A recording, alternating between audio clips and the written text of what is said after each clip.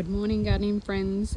It's been raining a lot and there's a little break in the rain, so I thought I'd come out and do a little patch tour.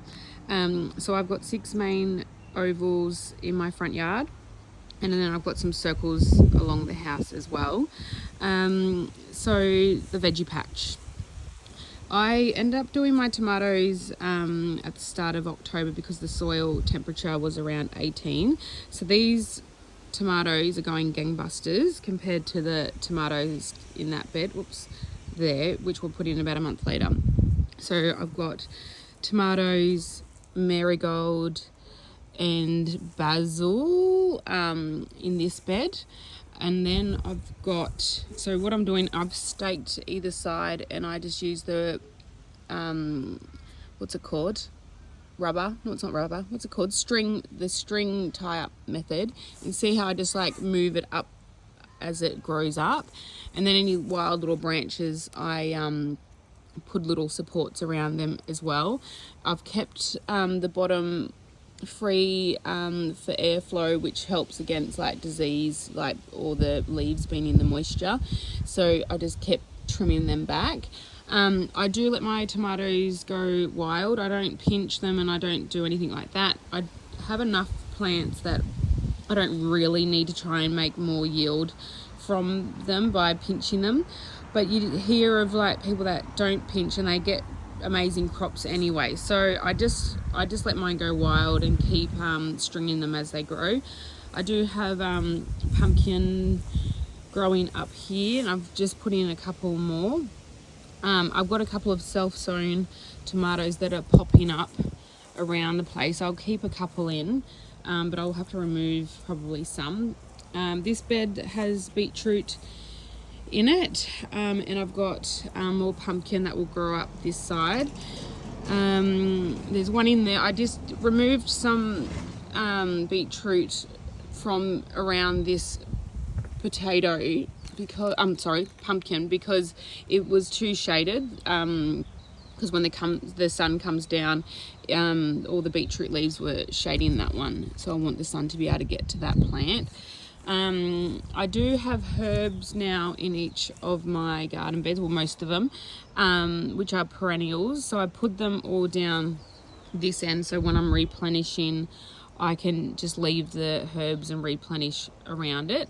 So that was after talking to Alicia about companion planting. I put in herbs. I'm not a big herb eater, so I actually have to learn about the different herbs I've put in and what you're meant to do with them with cooking. So I do have some tomatoes as well that are self-sowing all over the place in here. And I like that idea, like, you know, if you have some of your tomatoes that drop like during the season, like leave a couple in, because then they end up, when you replenish your soil, like you mix it around and you'll get some tomatoes self-sowing. Some of them, like, they're too close to other plants, so look at them all over there. You nearly don't need to sow tomato seeds with how many that have actually popped up in these garden beds.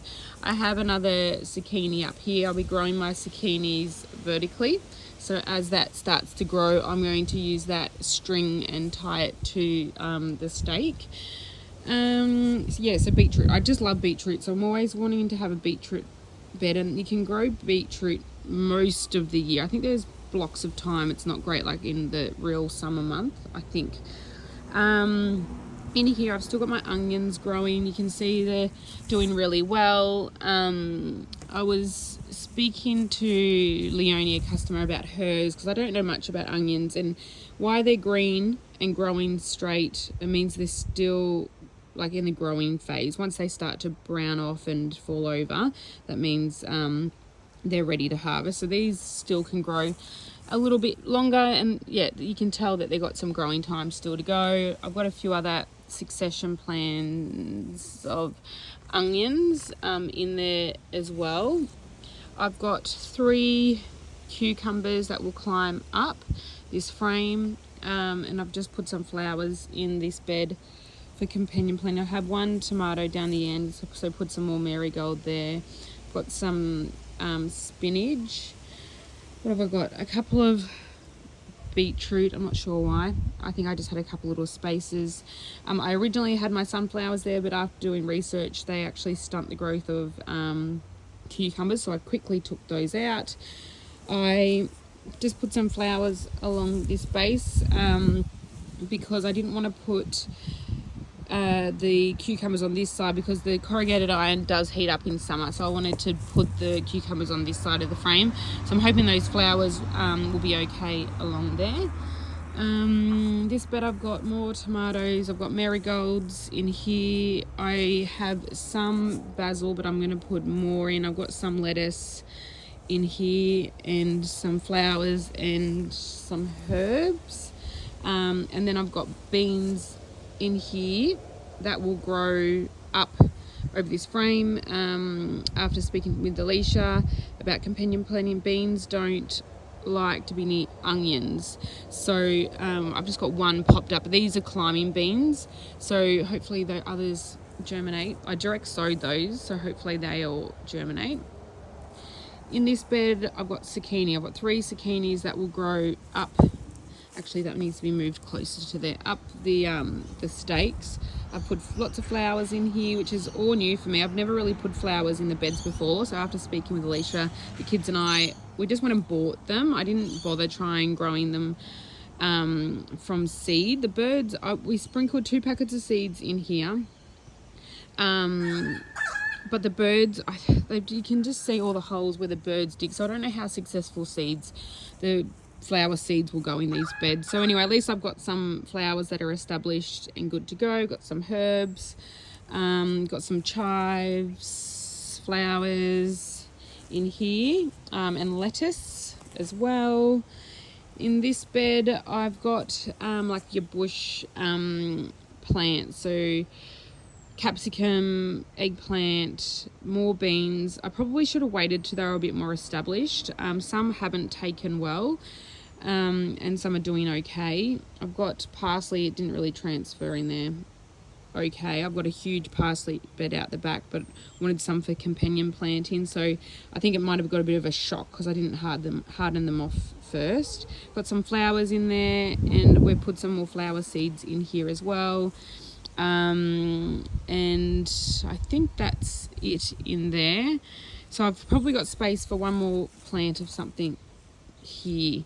I'm worried that maybe my cucumbers, I wanted one more plant of cucumbers just in case those ones don't do well in that bed. But anyway, that's that. My potato bags, you can see some are dying off, some are still growing. We've emptied out 2 so far. These are my tomatoes from the end of season last ones that's self-sown. So I've just kept them. I've just left them because I'm like, oh, we'll see how they go. But they obviously are heavy feeders, and that whatever's in the pot now isn't obviously feeding them enough. They need more space. But I've just left them for the moment. I've got more potato. I did have garlic in there, which I've harvested more because they did brown off. There was a little bit of green on them, so I could have left them for longer. Actually, I was a little bit eager with that. So you can see the potatoes are starting to dry off. I've got strawberries in the wicking bed. Down here I've got sweet potato in here. So that was just any that were left in the beds from last time. They were, I planted them too close to winter. The frost killed them. I tried to save slips. Anyway, they've come back, so I'm hoping that goes well. Just still got a few extra little seedlings growing in there. Got another potato bag, and then your mint. Mint takes over your garden, so it needs to really be contained in a pot. So it's going to be the mint bed in there. So that's my little patch update. Things are going really well. Some are really starting to explode. Yeah, there we go.